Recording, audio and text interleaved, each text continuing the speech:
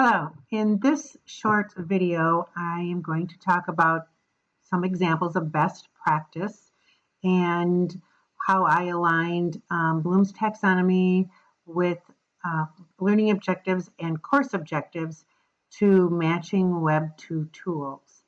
The course that I did this in is a medical surgical course, and the chapter or the book we were using was MedSurg Nursing by Lewis. This is chapter 14, and this week was covering concepts of immunology.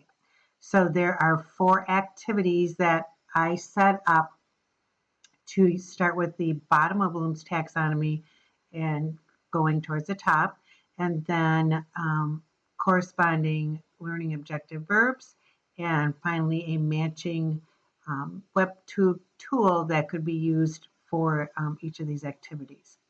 So the first thing I did is I developed what was called a assessment taxonomy table.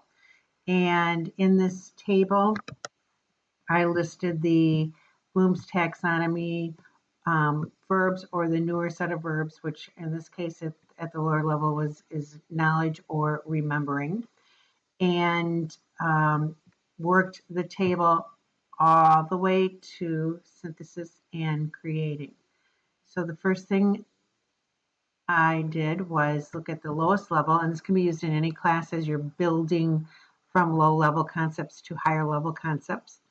The first category that I used was the knowledge or remembering category, and I chose the 3 verbs identify, select, and match, for selecting and matching.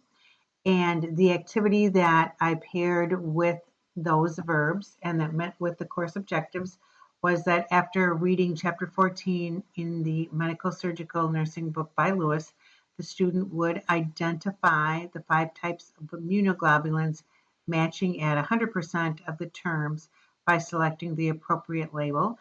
And that was done on a quiz, which is located on kia.com. It's a website for teachers, and you can use it for 30 days free, and then you can join it, and it offers you various features. This was at the basic remembering level, and then I moved up to the level of application and applying. And in this one, I chose the 3 verbs demonstrate, illustrate, and construct. And in this learning activity, what the students were required to do was, after viewing the YouTube video on the immune system, the student would determine the basic components of the immune system by illustrating a minimum of 8 to 10 components. And they would do it by constructing a concept map on Poplet. And I can take you to Poplet, and I can show you that website here. This is a website that uses, I guess this is not going to let me, there we go. You can make concept maps with it. And I personally think it's a great tool, although I do think it's just as easy to use Microsoft Word and use and make your own concept map that way. This one gets a little tricky sometimes. Then the next level that I used was the analysis or analyzing level, using the 3 verbs examine, distinguish, and illustrate. And the learning activity was, after listening to the lecture on treatment of cancer, the student would examine the relationship between chemotherapeutic medication and rapidly dividing cells located in the hair follicles, skin, GI tract, and bone marrow, distinguishing the cause and effect of the medication and illustrating the relationship of the drug to the side effect in a power presentation or Prezi, and they would post that presentation to the discussion board to share with their classmates. And finally, in the highest level, which really is a very high level, is the synthesis and creating level. And that is, the verbs would be used to summarize, construct, and explain. And after viewing the HBS case study on cancer emergencies, the student would summarize one of the cancer emergencies. There are 4 to 5, and they would use a Adobe Voice video and explain the pathophysiology, clinical manifestations, diagnostics, and treatment. And Adobe Voice, it was something that you could get on an iPad.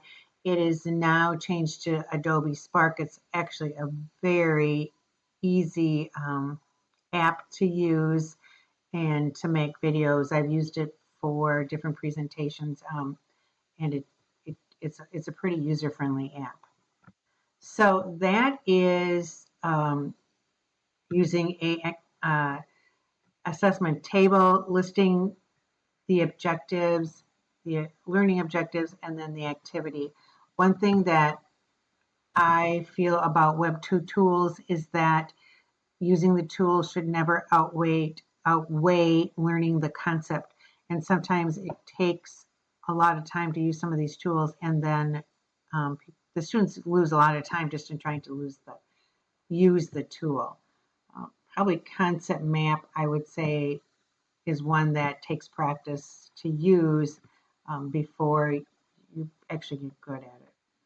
So the next thing I'm going to show you then is I put this information in a concept map.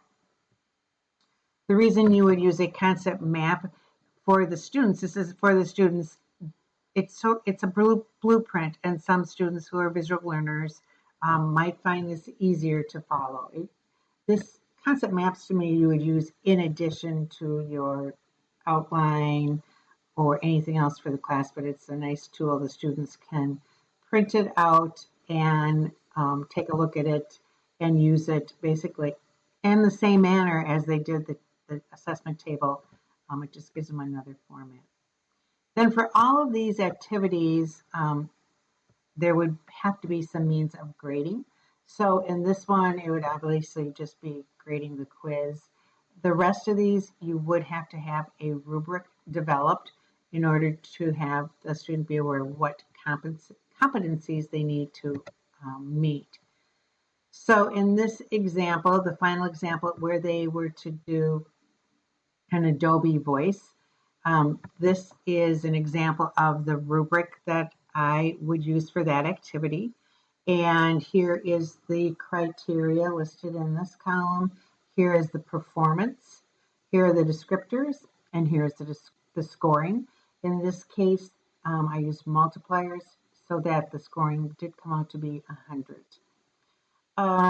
So here are the expectations that they would view the video and then articulate the pathophysiology by listing 4 clinical manifestations, diagnostics, and treatment. Here I used numbers and limited to 3 and then 2 or fewer. In this criteria, it looks for spelling, grammar, and if it followed a easy pattern, that it was easy for the person who was viewing it to understand. In this criteria, they were to use different types of media and sources, so they could add that to their video, and then again, one or no media, and then finally they did need to follow APA format, and they had to have either 4 references, here's 2 or 3, or 1 to 2 references. So this is an example of following one chapter or one concept and coming up with learning outcomes using Bloom's taxonomy to measure or to use the words that go with the appropriate Web2 tools, and then to create a rubric. So if you have any questions, please let me know. I can answer them after this presentation. And thank you for listening.